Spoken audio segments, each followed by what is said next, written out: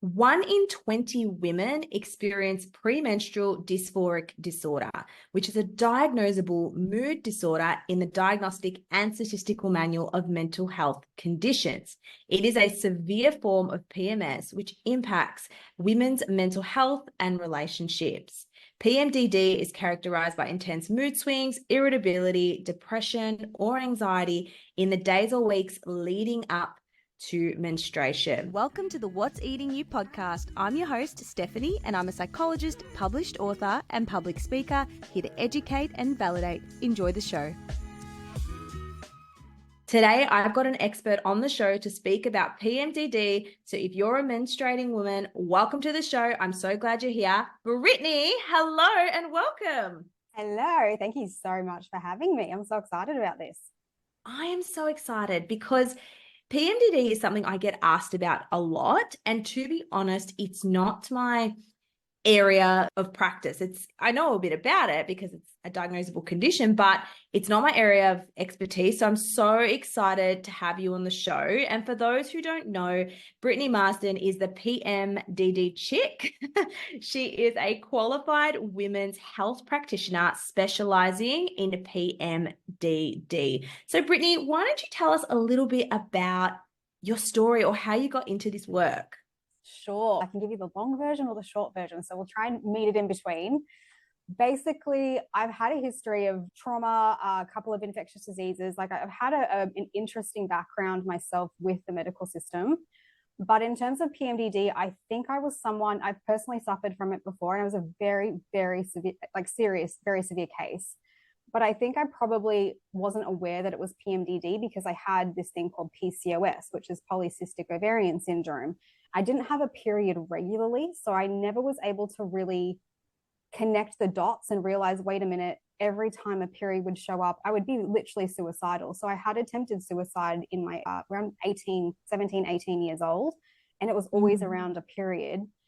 Fast forward my 20s, I had a hard time managing things, could never work it out, always had this cyclical anxiety and depression that would show up. It wasn't until I hit my 30s that it got so severe that I ended up admitting myself into a mental health hospital. And wow. I did it 3 different occasions. And it was on the 3rd occasion that I started realizing all 3 times I had admitted myself, my period showed up the next day. And I started realizing, wow, there's a serious pattern to what's happening. So that put me down a path of obviously Google. So I tried Googling things myself, understanding why would someone feel suicidal before their period? PMDD showed up back then. This is about 6 years ago. There wasn't a huge amount of information on it. Now, I was someone who went and delved into every study, every paper. My personal journey with it was a very twisty, it wasn't linear path. I had ended up being on, through my life, I had been on 3 different types of antidepressants. With PMDD, they tried a 3rd antidepressant as well as an antipsychotic, all of which had actually made me a lot worse. So I'm very well versed with the medication world.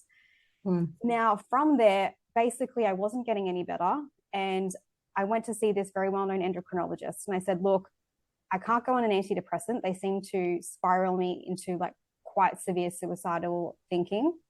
And I can't really go on the birth control pill anymore. I was put on the birth control pill as a younger child when I was about 16, 17. But because I had this infectious disease, they advised me never to go on it again because of the types of estrogen that it was releasing through the birth control pill. So I basically said, look, I can't go on the birth control pill, can't take an antidepressant. I've been down that road. What do I do? And I will never forget it. She just looked at me and she was like, I can't help you. I don't have any options for you. So I went home and absolutely bawled my eyes out. I thought, I don't know how I'm going to get through the next 5 years. So basically I went down an even deeper. Why 5 years? I had a picture in my mind of that would be all I could tolerate. I was like, I could probably do this for another 5, but I can't imagine living past that. It got that dire to the point that I was like, I can't live like this. I cannot live where a switch would go off and you would feel, for myself, the symptoms that I had were, it was almost disassociation. Like I would become so hysterical. It would become a blur. There'd be brain fog, depression, anxiety, could not sleep. It was very severe, the symptoms that I was experiencing. They were very debilitating. Yes. So I started reading even more journals, put myself in different programs. Like I've tried every modality under the sun. Like you name it, I have tried every traditional. I was even in the hospital doing TMS, like transmagnetic stimulation of the brain. Ah, I've done wow. EFT tapping. I've done hypnotherapy, like everything you could imagine, I have tried. What So did you think your problem was? Before it was PMDD, what did you think you had? I knew I had a little bit of anxiety and I had depression from trauma that I experienced as a child. But I literally thought I was crazy. Like I literally thought I was nuts. I thought I had bipolar potentially.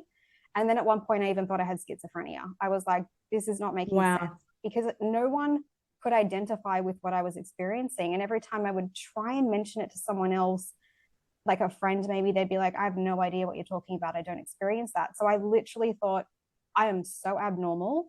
I'm literally crazy. What am I going to do? So what ended up leading me on the journey with it is, as I said, study journals. And then I basically started looking at genetics. I was like, okay, what's happening genetically? Ended up seeing an integrative doctor who, funny enough, had tested just some basic genes and a few things that were happening in the body. Had a lot of deficiencies, one type of gene mutation called an MTHFR gene. Now, that is the buzzword right now. And then, and say that again. MTHF. Everyone calls it the mother, Oh, the mother. Yes, motherfucker gene. I've heard the mother. It's Yes. all the buzz right now. But look, there is some merit to it. There really is. So I ended up finding out I had a couple of these gene mutations, a couple of vitamin mineral deficiencies. When I started working on a few of those, some of the symptoms started to resolve. And I thought this is interesting. Then basically went down an even heavier path into the world of epigenetics. So we know that you might have a predisposition to genetics, but trauma will upregulate the gene.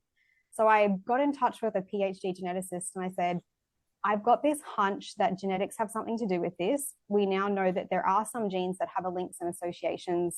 Can you figure this out with me? He was amazing in terms of being really on board and open-minded enough to be like, let's have a delve into this. So worked with me to understand what was happening. What do you know? There was 7 genes that have an association that I had all 7. And I was like, even more interesting. How did they test it? So basically you tested whether particular genes correlated with PMDD? Yes. So we have studies now that show that there are around, I'd say right now there's about 5 or 6, but in terms of the studies that we're doing behind the scenes, because I now work with this geneticist, there's, I'd say a lot more than that. They just need a lot more clinical studies referencing them. And some of these genes, yeah, as I said, like you might be born with them, but through trauma or even an infection, even COVID, it can upregulate that gene and it starts misbehaving and you have a whole array of symptoms that can come as a result of it. So we do know that there are some genes that are linked to PMDD. As I said, it's not you have that gene, you 100% get PMDD. No. But we know that there is a link due to maybe environmental factors or trauma that can trigger that gene. Exactly. So that was my path. And from there, I basically ended up diving even deeper. We used myself as a guinea pig. We were, for the next few years, we're going to experiment with all of these different aspects. And then I ended up going into neuroscience and trauma, understanding every little bit that I could get my hands on as to what was the root of the problem that was happening, what was really causing some of this at an actual cellular or traumatic level, not just high level, because a lot of what the medical system does, and it's by no fault of their own necessarily, but they'll just treat the symptom, and that's through medication. I had been down that path. It didn't work for me. I literally was left with no options other than to be like, I have to figure this out by myself. I will not be alive in 5 years if I don't figure this out. So I became relentless. It became like an absolute like obsession. And then what do you know, after about a year of trying a lot of the different things and understanding the underlying mechanisms, the symptoms had reduced by 90%. It was unbelievable. And everyone couldn't fix this. They were like, you're going to live like this, you'll need a hysterectomy, et cetera, et cetera. So when we ended up, I had an amazing team that worked with me, which I'm really grateful for. And they now work with me still to this day. But I think it was just really interesting that being such a severe case, like we're not talking just a little bit of PMS, we're talking very suicidal every month. To move from that to being someone who had a 90% reduction, I was like, if it's possible for me, like this means that there's a possibility that others can do the same. I'm not saying it's easy. It is a hard road. But if you want to be able to live a life long term where this might not impact you and you understand the root of what might be going on, amazing. So that's what ended up leading me down the path. And I've just become obsessed and it's become my world. And now that's all I do is I work with women to help them understand what could be causing it and what they can do about it, instead of a lot of a medical system just medicating them and leaving them again with no answers like where I was. Yes, and I've got goosebumps and my hair is standing up. And particularly when you said I admitted myself 3 times, I was in hospital, and the next day I got my period. And the fact you realize that pattern, because a lot of us will be like, oh, got my period again. You wouldn't think that your period is correlated or is linked to these symptoms. So I'm interested to know, you mentioned some of the symptoms: anxiety, depression, suicidal thoughts. Outside of this time frame, were you fully mentally stable and functional? Good question. So back when I would say this is about 6 years ago, in the very beginning phases, I did have a traumatic event that had occurred about, I'd say, 8 years ago now, which did lead to a form of PTSD. So I was having some form of anxiety and flashbacks, like the typical PTSD symptoms that you would experience. So that's why I wasn't sure. I thought maybe this is mixed in with PMDD, those sorts of things. But it was once I actually treated the PTSD and I started realizing I wasn't having the symptoms outside of a period. I was like, okay, we treated the PTSD side. Now we're dealing with solely PMDD, because now I was a different case. Some women with PMDD will have symptoms literally alleviate within the first day of a bleed. All of a sudden they feel completely themselves. Mine would last until around day 4, maybe day 5 of the cycle, and then I would start to feel better. But yes, I would have maybe 2-3 weeks where I was like, this is great. I feel normal. What was wrong with me? And then all of a sudden they would start again. And that's when I started realizing this is very, very pattern and cyclical in nature. And it was Oh my around gosh. the same time. Wow. So for a lot of the listeners, they're probably thinking, how do I know if it's PMDD or is it just PMS? What are some of the telltale signs? Okay, so with PMS, you'll tend to, obviously, you can have similar symptoms like bloating, a little bit of irritability, some sadness, those sorts of things. When it moves into a PMDD territory, it's when you're experiencing very severe symptoms and they actually become debilitating and you're not able to function in your daily activities and work. So that's when we know that it moves into more of a PMDD side, is it's actually becoming debilitating and affecting your quality of life. Whereas PMS, again, you can have pretty horrible symptoms, but you're usually able to still function, still go to work, still feel mentally and emotionally stable. With PMDD, it's a whole different kettle of fish. You're wiped out. You're really in usually a tremendous amount of distress. A lot of women will also experience really severe rage and anger during that period as well. They're not able to self-regulate and control themselves. So it's definitely a different diagnosis in that it becomes so debilitating. And that's what I would say is the difference, is it's starting to actually impact your quality of life and you just can't function. Yes, yes. And that's usually what we say when something is a disorder, is that it's impacting your day-to-day functioning. And I was doing some reading this morning, which was interesting, that the diagnosis only came about, I think, in 1987. And at the time, it was actually stigmatizing diagnosis and it was criticized. And there's a lot of controversy around it because we are, what's the word, pathologizing the woman's cycle. But I actually think it's validating because it's saying that you're not crazy, there's nothing wrong with you. But the fact it's a mental health condition, it's a mood disorder that also has physical symptoms, I think is a bit confusing for some people. Do you think it's stigmatizing or do you think it's validating? Oh, this is a really good question. It's funny, I was speaking to a friend of mine. She's a speech pathologist who works in the hospitals as well. And we were having this discussion because she has an understanding of PMDD as well. And she said, where are you sitting on the whole diagnosis scale? And I said, it's really interesting because so many women will feel validated and will feel some sense of relief having a diagnosis and being like, okay, we now understand what it is. At the same time, we also know through neuroplasticity, once you have a diagnosis, sometimes you can then become very steeped in the identity of that diagnosis. And the more that your brain is fixating on those symptoms or that diagnosis and really identifying with it, the stronger you are, that neural pathway is becoming stronger and stronger and stronger. And then sometimes it can put you into a situation where then you feel like this is me, this is it, there's nothing I can do. And you actually then become very resistant to the idea that you can ever potentially heal PMDD. I'm really on the fence about it because I think it can be really beneficial in the beginning, but I think it can tip over to a place. I've seen many, many women that identify, including myself. I really identified with it in the beginning and gave it reasons as, oh, well, I'm in PMDD, I can't do this. I'm in PMDD. And I started realizing that was actually through the way your brain is functioning and neuroplasticity. I'm wiring myself for this to actually become worse. And then it became a self-fulfilling prophecy. So I think it's great to have it in the beginning, but just to be really mindful of not identifying so greatly with it, because look, you're not born with PMDD. It's something that's developed over potentially a period of time, or through a traumatic event, or the sensitivity to these hormones. To limit yourself that you might not have a possibility to alleviate these symptoms is just ending up, you're doing a disservice to yourself. Yes. Losing your power. Yeah, and I agree. I think it depends on the individual, and diagnosis helps inform treatment. If you just go into the doctor and they're like, look, don't want to tell you if you have a cold or not, don't want you to, but that is what helps you treat yourself and get the right support. So I think at the end of the day, yes, it's an explanation, as long as it's not an excuse for many people. It's an explanation. And going on to that question, you said you're not born with it. So what causes PMDD? Because as far as I know, we don't know. Yeah. Everything is, we don't have one cause every time you Google it. This will be controversial. It's not yes and no, because as I said, there are very limited studies as to the potential mechanisms that are underlying. There's some people will say this, some people will say that. We do have, though, there are 5 clinical pieces to PMDD that have been studied. There's an outer ring to this as well, which I can go into. But if we go into the 5 sort of main clinical pieces, is we do know there's studies. 1, genetics. We know that there are genes that are associated with PMDD. And by treating some of these genes, there is a potential to downregulate some of those genes and then potentially reduce symptoms. I know this for a fact because, as I said, I was someone who had all 7 of the ones that were being clinically studied.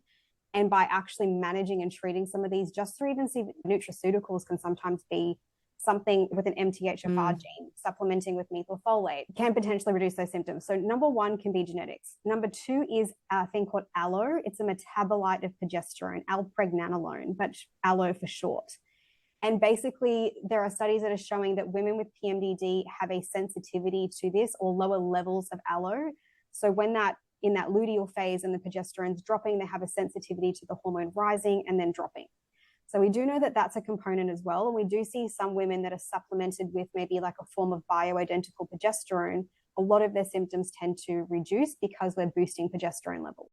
The third one is a thing called BDNF, so brain-derived neurotrophic factor. There's studies that are showing women with PMDD have reduced levels of this in the brain. Interesting thing with BDNF is you can do a lot of different things to actually boost this naturally, but it also then affects genetic thing called ESR1, which is estrogen receptor. So women usually have an ESR1 gene with PMDD. Then you have trauma. I cannot even emphasize how big trauma is. And I have proven this with myself when I've had maybe my PMDD really reduce, a traumatic event happens, and then what do you know, nervous system's out of whack again. Because it affects that HPA axis, which is your hypothalamus, pituitary, adrenal axis. And when you're in trauma, it causes that cycle to become really dysregulated, pump out more cortisol. What does it do? Pump out more inflammation, brain and body inflammation, much harder for the body to function. So we know 83% of women who have PMDD will report early childhood trauma. That's not even to say if they have adulthood trauma. But 83%, and I would assume it's getting larger now, but that's a huge percentage of women reporting that they had trauma. So we know that trauma is a gigantic key in this whole piece. And then you have brain structure and function. So women like ADHD, autism, even trauma has the ability to change brain structure and function. Not to say that you can't improve this through brain training and neuroplasticity. We know the brain is not fixed. But brain structure and function is another thing that can impact the sensitivity you have to those hormones, because they also impact your neurotransmitters. So that's the 5 clinical pieces of the inner circle, right? We now also know from an outer circle, though, that vitamin and mineral deficiencies, like I can't even tell you, 95% of my clients will have at least 2 deficiencies. Like they're actually deficient in a mineral or a vitamin. We also know that there's also studies and information, and just even from patterns that we're looking at with clients, mast cell activation syndrome and histamine intolerance. So we're noticing women who are taking an antihistamine in the luteal phase, some of their symptoms start to minimize because they're having an issue with histamine and mast cell activation, which can be caused from a whole bunch of other things that can also go wrong, COVID being one of them. We're seeing a huge uprise in mast cell activation due to COVID. So there's these sort of like outer circles that are also playing, but they need a lot more studies associated. But just from seeing patterns alone and from all of the clients and the people that we're working with, we're noticing that there's a pattern happening here. Yes. So it is very multi-complex. And as I said, for one woman, they might have a different issue than the other one. And that's why sometimes treatment isn't completely a one size fits all. However, by looking at these 5 different clinical components, you can start to map out and start to impact each one and see a reduction in symptoms. Because across the board, as I said, 95% of my clients too will have at least, I think, 3 of the genes that are associated. Wow. With PMDD. So I'm like, just that alone is information that, hey, it's not a doomsday. Like, it's not all of a sudden you have this gene, you're absolutely screwed. It's just like, hey, you might have a gene mutation that might have turned on, or you have a predisposition. What can you do to manage that gene? Which there are multiple things you can do. So it's more that I want to give women hope that you're not completely stuck in this box with absolutely no answers. So yeah, short answer is there's a lot of things that could be causing PMDD, but those are the clinical aspects. And from my own research and from working with the doctors and my own story, this is what we've ended up finding as well.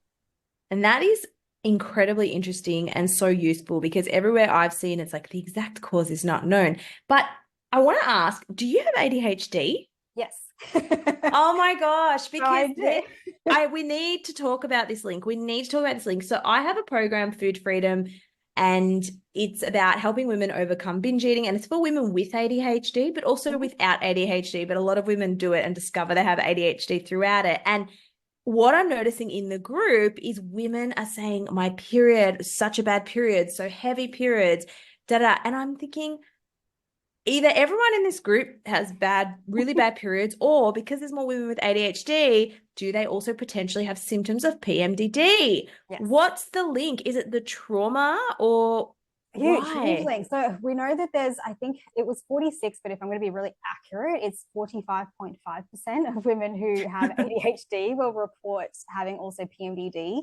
And it's 92% of women with autism will also report having symptoms of PMDD, which is huge, right? 92% of people with autism have PMDD. Yeah, massive. So whether or not this is it was through a study that was done. So as I said, I think there's a few more studies that need to be done, but just from that alone, and also again from the women that I work with, like there will be a lot of women that will report that when they have ADHD, autism, there's usually a link with PMDD. They're experiencing really severe PMS, which is usually PMDD. Mm-hmm.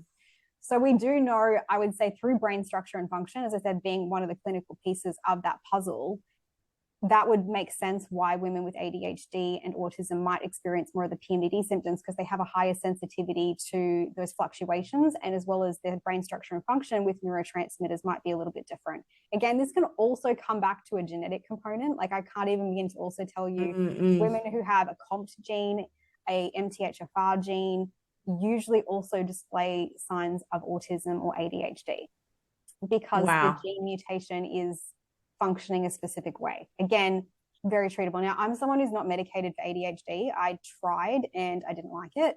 So I found natural ways to manage it. And through the work that I've been doing on myself, I ended up reducing, I think, some of the ADHD symptoms that I was also experiencing. So that's not to say that, you know, that in the luteal phase, I definitely can have moments where I'm way more hyperactive.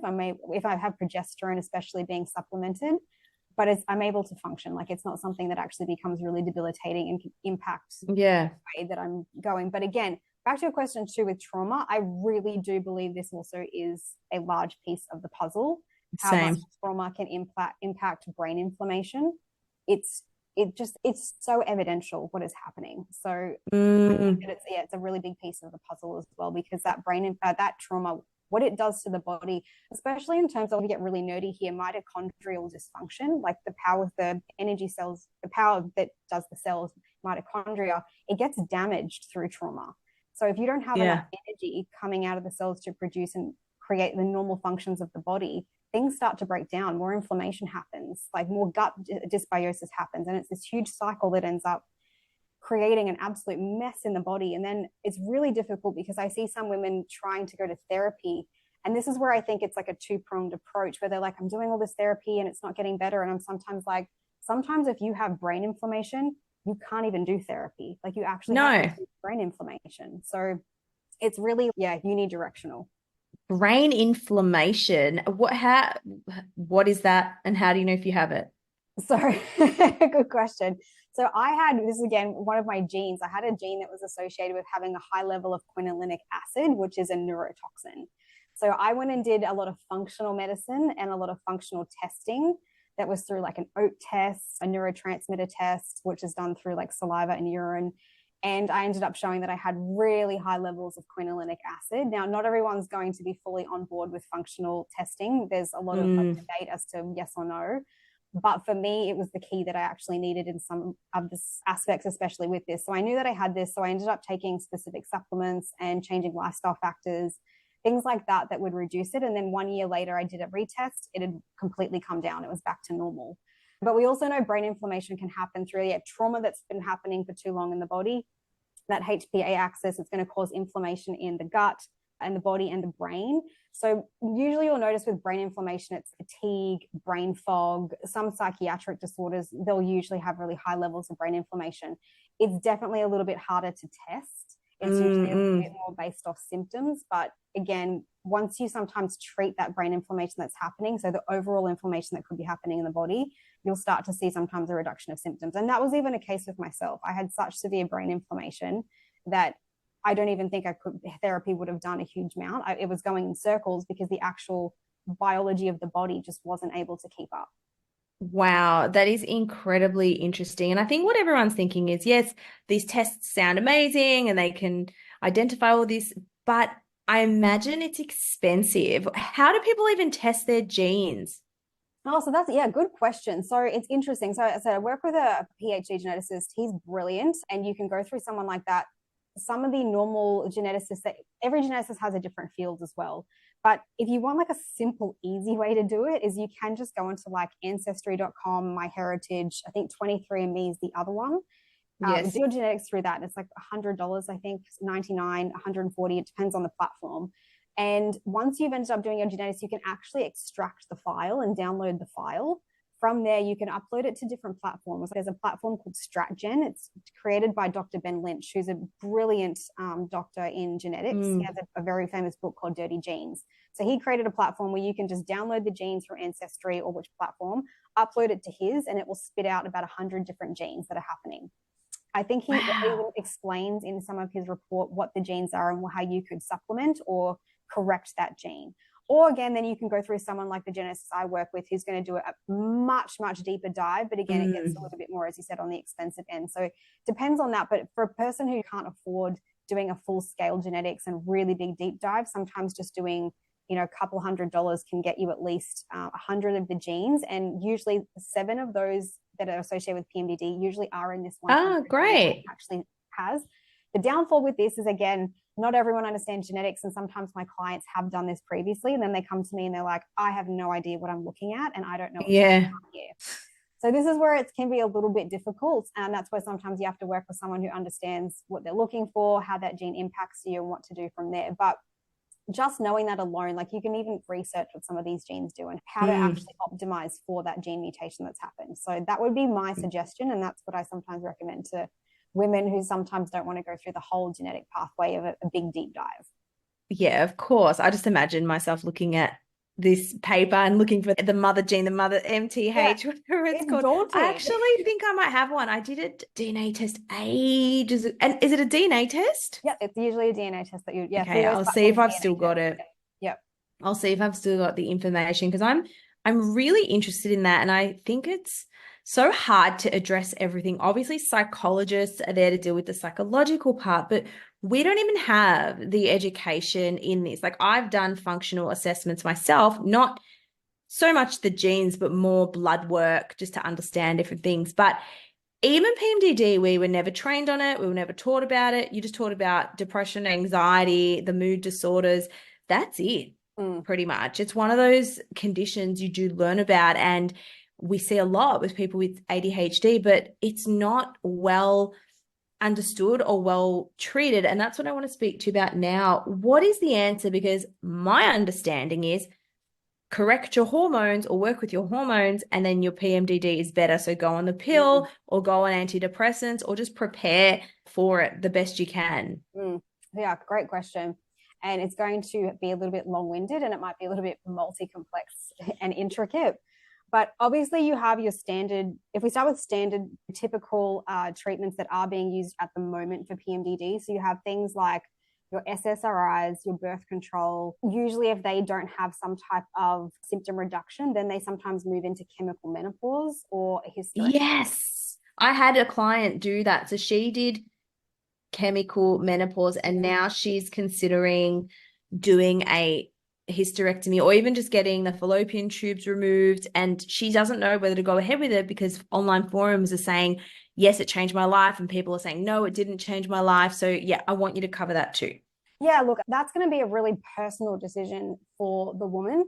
The concern that I have slightly surrounding some of it, again, is I'm a little bit frustrated with the medical system in terms of that they actually haven't looked. Like, a lot of these women come to me and they're like, I've tried everything. And I'm like, did you test your genetics?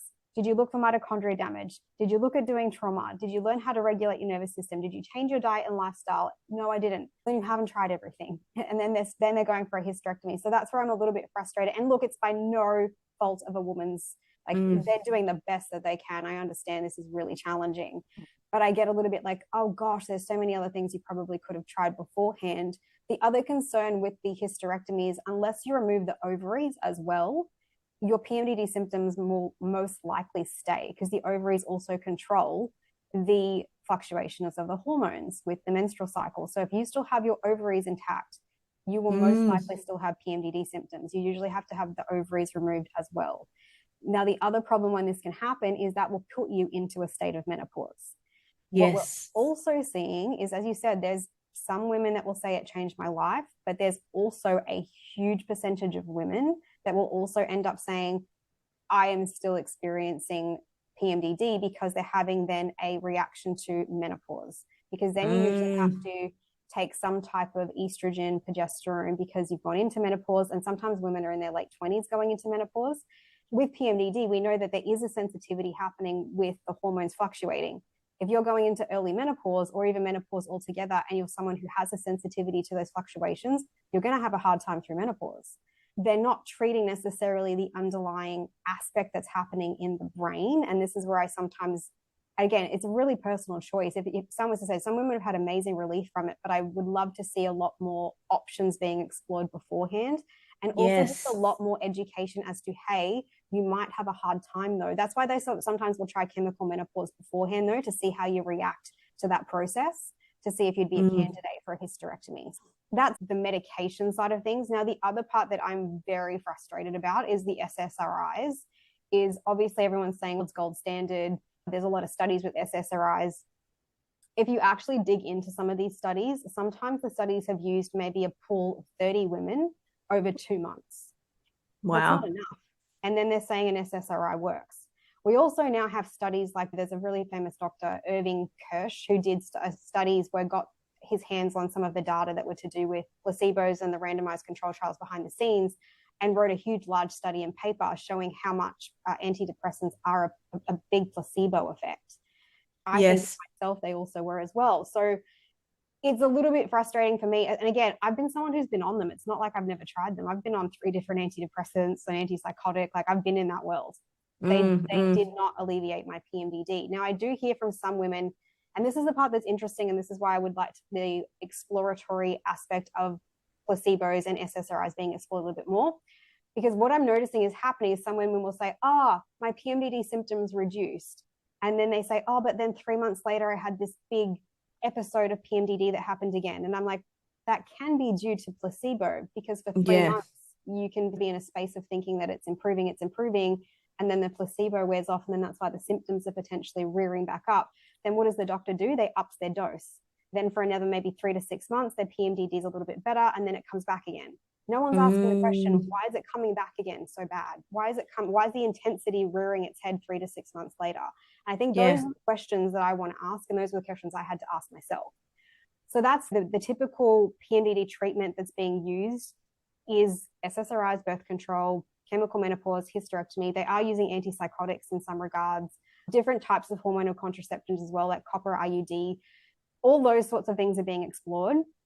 Then you have though more of the functional aspect, which is the path that I decided to go down myself because I never tried the other side. And that's where we're looking at things like your genetics, that allopregnanolone, the metabolite of progesterone, what's going on with that, why are those levels potentially lower, BDNF in the brain, treating trauma, looking how to regulate the nervous system. If you've got a dysregulated nervous system, it's going to have a difficult time when those hormones change, like no matter what, because it's something that's biologically happening in the body. If there's a dysregulated nervous system and that amygdala is going off, which is the part of the brain that controls, it's like a fire alarm going off, it's going to send signals of fight or flight through the body. So looking at brain training techniques, nervous system regulation, treating that trauma is a really, really big part of PMDD. So I think looking at that as well, vitamin and mineral deficiencies are a huge one. As I said, there's a lot of women with our diet and the way that we eat today in this day and age, like we're not getting enough of the vitamins or the minerals that used to be in the food, even in the soil that we have. So by looking at aspects of that, checking your hormones too is something to look at. There are a lot of women that will be shown to have a really large deficit in progesterone. Like it's very common. They'll have very little progesterone. In some cases, they'll have estrogen dominance. Estrogen dominance doesn't necessarily always mean that the estrogen is so high, but the ratio, again, between estrogen and progesterone might be out. Yeah. So looking at something like that, mitochondrial dysfunction, as I said, those power pack that's in the cells, seeing if you can treat the way the mitochondria has been damaged and boosting it back up so you have more energy in the body to produce more repair in the body so that all of the systems aren't out. Treating inflammation in the body, again, it's a really huge one. So those are more of the functional aspects. We also do know, now there needs to be more studies around this as well, but heavy metals, like I was someone who was finding out I had heavy metals of mercury. It was another test that I did as part of my guinea pig experiment. Did you eat a lot of tuna? So we actually don't know. I wasn't someone who ate a lot of fish as a child. So we were trying to work out like where was all of this large mercury coming from. I was medicated. I had a very infectious disease when I was 9 and I was in the hospital for about a year. And I was pumped with a lot of medication, like 5 different antibiotics. So we don't know if maybe even those antibiotics had small parts of mercury in them. So don't know, but we know that I had high levels. So like even looking at things like that, like doing like a heavy metal detox or testing, which is just a hair mineral analysis test. Do I have heavy metals in the body? Because we know heavy metals are endocrine disruptors. They just disrupt the way the hormones are functioning in the body. So it can be, as I said, it can be overwhelming and daunting for some women. Yes, like, it is. Where do I even start? This is so overwhelming. It's easier just to take the medication. And I really understand where they're coming from. But if you can systematically work through it piece by piece. So that's where I usually say, hey, just start with bloods. See if there's anything happening with vitamin or mineral deficiencies or hormone imbalances. Basic, just start with that first. That's what I was going to ask. Is a blood test the answer to see if you're deficient in vitamins and minerals? Because that's what I had, but I went to a clinical naturopath and I paid a lot of money to get everything tested because a doctor, they don't test for it. No, so you can do all this through blood tests. It's just that, again, that's the other problem is some of the doctors, they are a little bit resistant to looking at your levels. Like it's a very frustrating system to be in because oh my gosh, they're like, well, why do I need to test your magnesium? And then what do you know, the person does have a magnesium deficiency. So you can do all of this through blood work. And again, if there's a lot of doctors that won't test it, there's a lot of platforms that are opening online now as well, where you have to pay, but you're able to bypass a doctor now and go have your blood run to actually test where your levels are sitting. Because the people are demanding it. That's what's happening. A lot of people are demanding like having control of their health again and wanting to have answers where a lot of doctors let them down. And unfortunately, they let me down at the time. Yes. Why? What is it? A lot of people I've spoken to, and this is not to put down the medical profession or anything like that, but are saying that, oh, my doctor just dismissed me or I felt invalidated. Or do you think it's just lack of knowledge in the area, or are they old school? What is it? It's a couple of things. So some doctors are not allowed to because of the way that the medical system and the insurance and the way that they're registered. They're actually not allowed to potentially suggest something. So legally, they actually, in some regards, aren't allowed to potentially go down some of that path. The second thing is when most medical students go to school, some of the functional aspects are so small in their studies that they're not even given enough education around that topic. And then the third thing is most general practitioners are which is great. They're there to treat the symptoms. If a patient comes in and they say this, and this is happening, the doctor's job is usually to treat that symptom, not necessarily to find potentially what's happening underlying. That's not necessarily what a general practitioner's job is. That's why you have an integrative doctor, which sometimes will go a little bit further and look under the hood. They want to know what's really going on at a ground, like bottom up instead of top down approach. So again, the medical system, I think, is doing the best that they can, but I think they're getting a lot of heat now because there's a lot of people that are finding out. We have so many different tests that are coming out.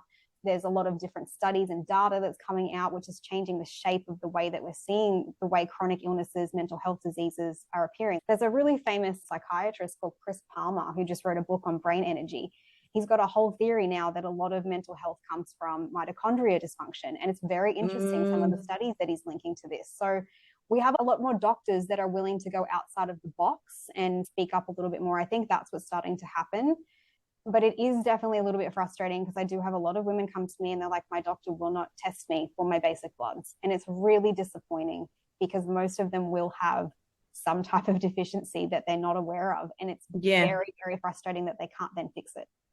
Yeah, absolutely. And just on the mitochondria, is that with a light therapy, you can help your mitochondria cells? Yes. I remember I was on a retreat in Thailand and they brought out this big red light and we put it on our back and I'm like, I'm healing my mitochondria, but I never knew what that meant till now. Yeah, there's really amazing studies that are starting to come out to show a link between using red light therapy and it boosting and fixing mitochondrial dysfunction. Really amazing studies starting to really prove that. So you can do that through red light panels. You'll see they're popping up as red light beds that you can get in. Some women have those little red light faces. Yes, the on their faces face, for the skin. which is for the skin. In a sauna, if it's infrared and it's got full spectrum, it will also have red light, so you can jump into one of those. So there are some really amazing studies starting to show how that can boost your mitochondria. So I'm a big fan of it. I do it myself, so I love it. Wow. It's amazing. Yeah.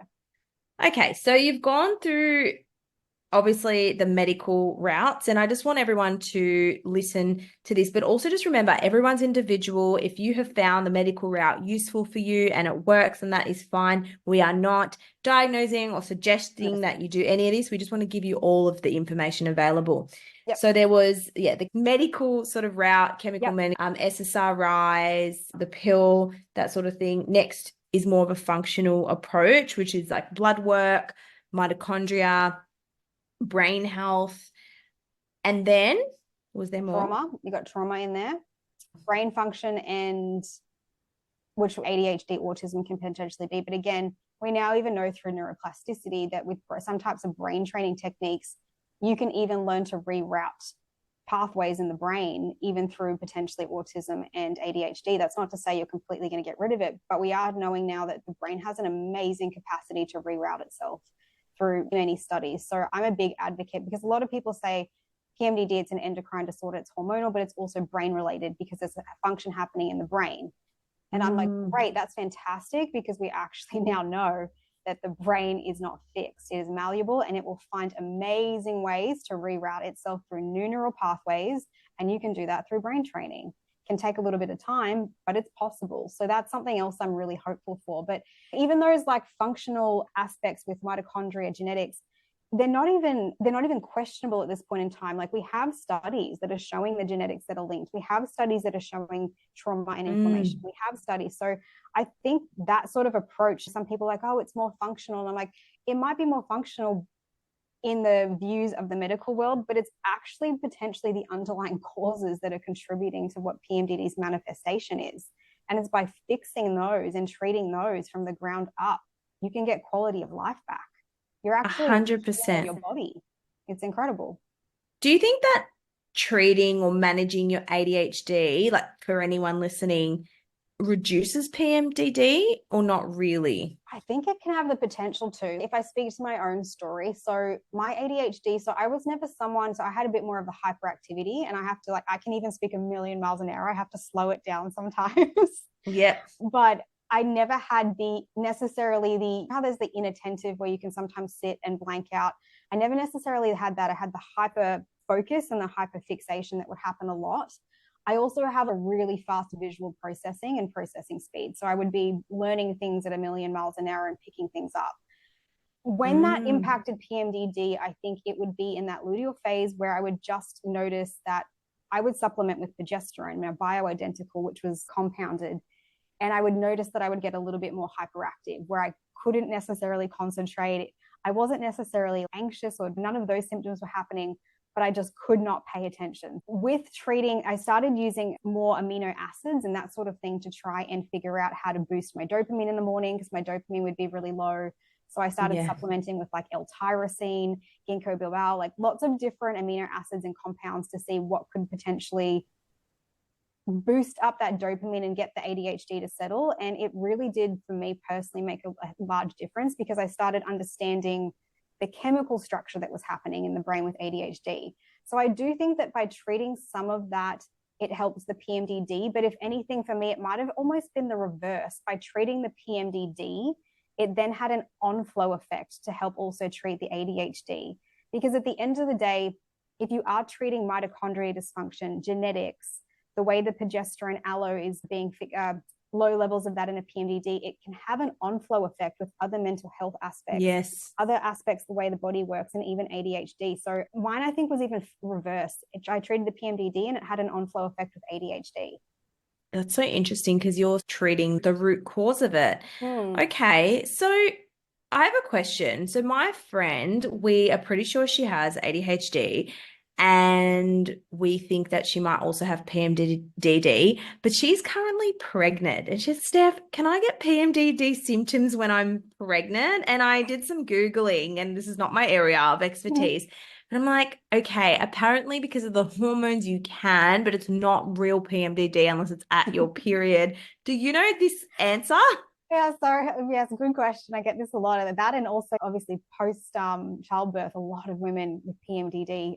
But short answer, so the official diagnosis is no. You have to be having a menstruation cycle where you're having the luteal phase that actually occurs. So that's how PMDD is defined.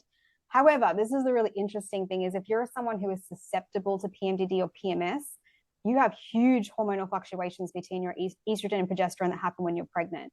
So it can't necessarily be classified as PMDD, but are you struggling with potentially the changes that are happening with those hormonal fluctuations? Absolutely. It's a real thing. You are sensitive to those fluctuations that are happening.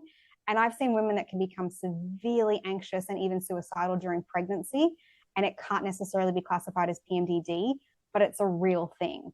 The thing I'm going to add to that, which is an offshoot, is the amount of women that also are on the birth control pill and are like, I don't get a regular period, but I'm still having these symptoms that are happening every month. And I'm like, track your cycle, track your symptoms every single day.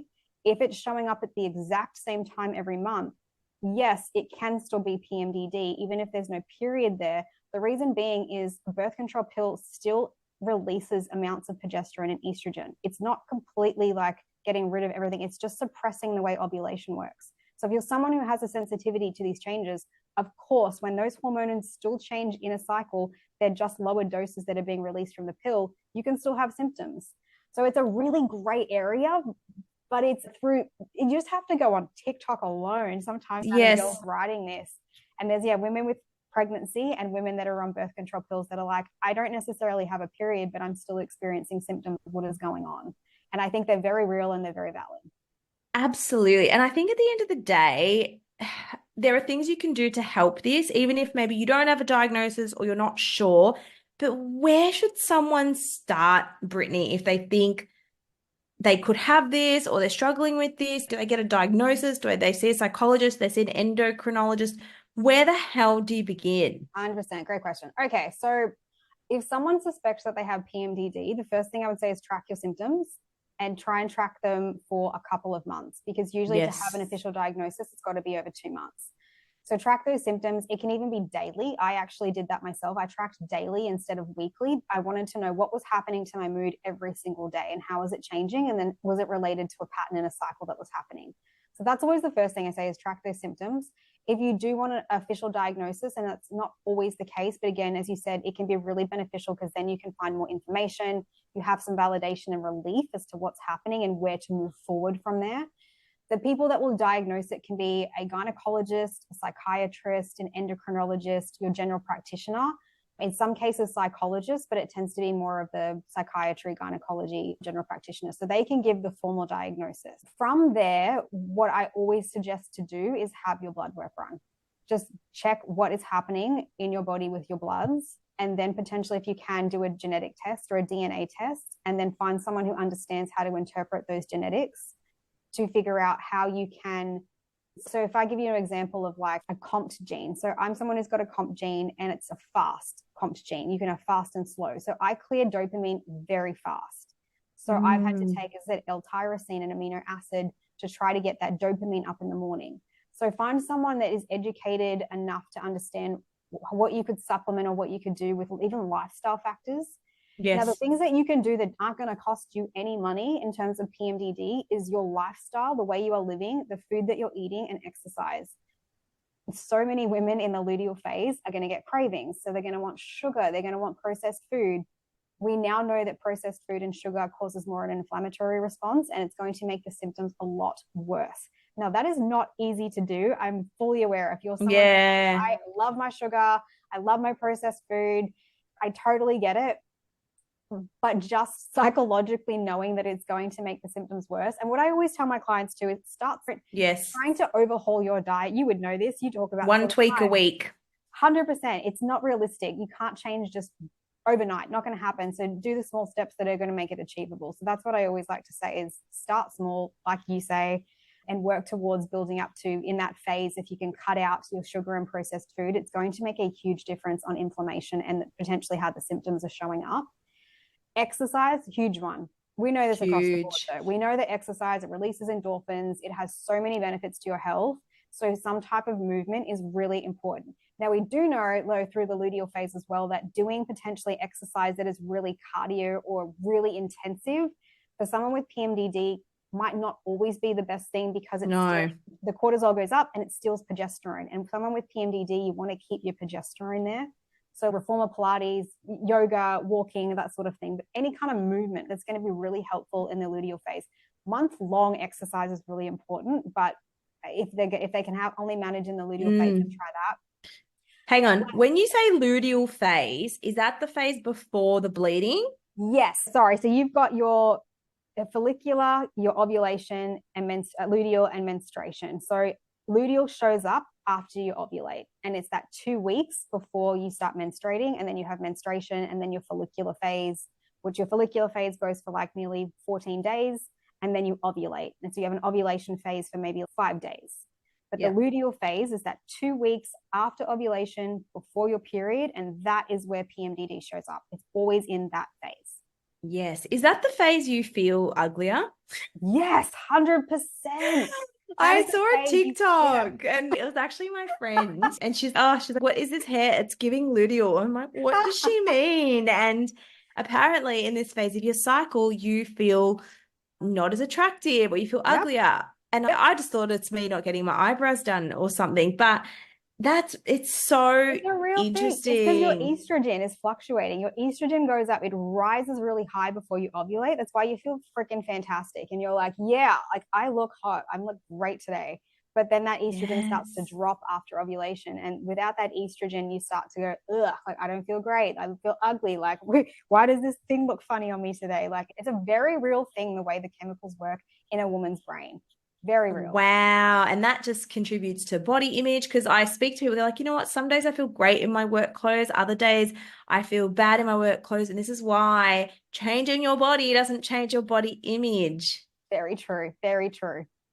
Wow, we can't win the hormone. We can help we can help manage it. But the beast. So you were saying, what were we saying? We're talking about luteal phase. Exercise is so important, but you were saying lifestyle, exercise, and changing. So I know that this sounds really cliche, and a lot of people are like, oh, this is so woo-woo, but the chemicals that are in your household, like we know that there are so many chemicals that are endocrine disruptors. Now, again, everyone will say PMDD is not a hormonal imbalance. And I'm like, if you have plastics and you are using toxic chemicals in your household every day, it is causing inflammation. They are endocrine disruptors and they are going to cause issues. So even by trying to live a life that is just a little bit less toxic. I need to do this. What are some of the most toxic things in people's house that they may not be aware of? So this is a common one a lot of people do. So they'll heat their food and then they'll put it in like a plastic container and then they'll put it in the fridge. The plastic container. Wait, they put it hot in the fridge. Is that the problem? Someone might cook their dinner and then after dinner, the hot, you want to have leftovers. The food might be a little bit warm still, and then they'll put it in a plastic container for leftovers for the next day, and then they'll put it in the fridge. But putting that hot food, even a plastic container full stop, but hot food then into a plastic container releases a lot of those plastics and a lot of the endocrine disruptors and the toxicities. And then so what should you do? Glass. Using glass is much better than plastic. Oh my God, the plastics. This is super interesting because we were having this debate, me and my partner, that you shouldn't put hot food in a fridge that's just warm. Like I've always just known growing up, you never put you never put that in there. But I thought it was because it stuffs up your fridge, because your fridge keeps things cool and you're putting something hot and it's that confusing the fridge. No, talking about they're definitely what the food and the plastics are doing to the food, and then you're eating that food the next day. So that's just a common one that I see a lot. So glass containers. And should you wait for the food to cool down before you put it in the fridge? Yeah, you can. Not so much when you have glass, but it's just a little bit more of a precaution. Like they just say sometimes having your food cool down before putting it in the fridge can be beneficial without the extreme change that's happening with the temperature. So that's just like a little one that I see happening. The other one is a lot of the girls drinking out of plastic water bottles, like super not helpful, the plastic that is in. But again, we've got so many studies and research coming out about this. So you'll see women now using like stainless steel. What if it's BPA free? It can be better, but they can still release some of the plastic endocrine disruptors that are in them. So it's a better alternative. Like that's what I'm saying. Don't try and overhaul your lifestyle overnight, but it's a better alternative than steps. It doesn't. So do the best you can. That's what I always say. Do the best you can with what you can and what you know, because sometimes you actually don't know what you don't know. So if you just do a little bit better, that's all it is. That's all you have to do, because you have to care about your health enough that you want to invest in yourself. So all these strategies, that would help polycystic ovaries too, wouldn't they? Yeah, because I had that PCOS. As well. I don't have PCOS anymore. I healed that, and I had endometriosis, and I've healed that. So there's a lot of things I've had in the past that I've had to, as I said, I was a case of a walking time bomb where I thought, this is a disaster. What am I going to do? So I had to learn to heal myself and overhaul my lifestyle and manage my stress and figure out all the things that were causing me to stay sick. Wow. And now that painful part of your life has led to your purpose in life. Weirdly enough, I never ever would have imagined myself going down this path. And it was just so ironic because I said 5 years ago when I started, I had all these other diagnoses. I had the mast cell, I had POTS, I had dysautonomia. I was diagnosed with fibromyalgia, like everything. Wow. It got to this point where I knew so much because I had to use myself as a guinea pig, that I started telling other people. And I was like, you should look at maybe doing this and this. And it was by that stage that I started realizing, wait a minute, I know so much at this point from having to do this by myself. And I think this was the other interesting thing is I don't see many practitioners necessarily or neuroscientists, or there are a couple, some of the specialists that actually have lived it themselves. So they might have all of the incredible knowledge, but they have a very externalized experience to it. Yes. Still. And I'm someone who has personally lived all of this. So I really can empathize and deeply understand the feelings and the emotions that come with having chronic illnesses and mental health disorders. And I think that's why, it led me onto this path where I was like, I know too much. And if I sit here on my hands and don't do anything about it and don't actually share what I know, I'm going to see more people suffer the way that I did. And I don't want to see that happen. So it led me to do what I'm doing now. And we love it. And we love that you're helping people and women can reach out to you to get some support.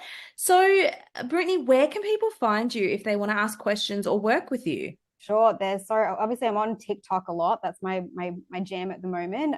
Instagram, you can contact me. My website, I have 2 programs on my website at the moment that are just for understanding how to get PMDD relief, how to get a diagnosis.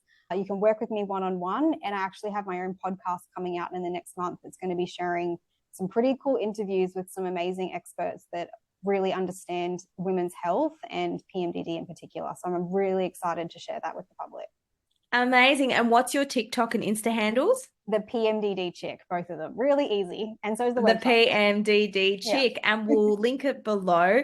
So before we wrap up, Britney, what is one thing you wish people knew when it came to mental health?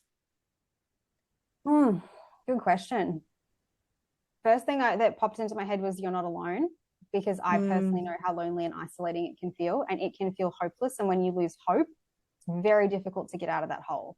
So to know that you're not alone and there are other people that have had personal experiences and that have potentially overcome those personal experiences, hopefully that is enough hope and enough inspiration for someone to be like, if she did it, I can do it.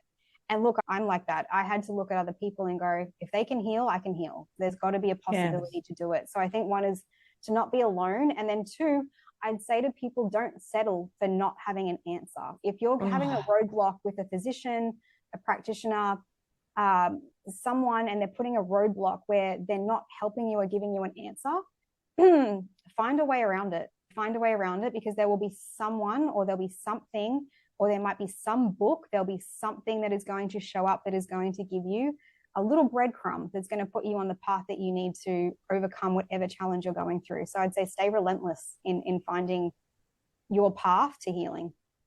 I love that. Britney, thank you so much. You are a wealth of knowledge. I've just learned so much from you, and I hope that people who enjoy this episode, please take a screenshot, tag Britney and I on Instagram. Let us know you enjoyed it.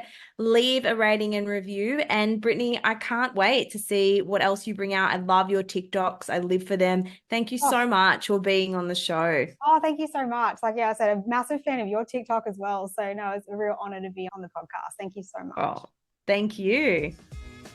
Thank you for listening to today's episode. I am truly grateful for you being here.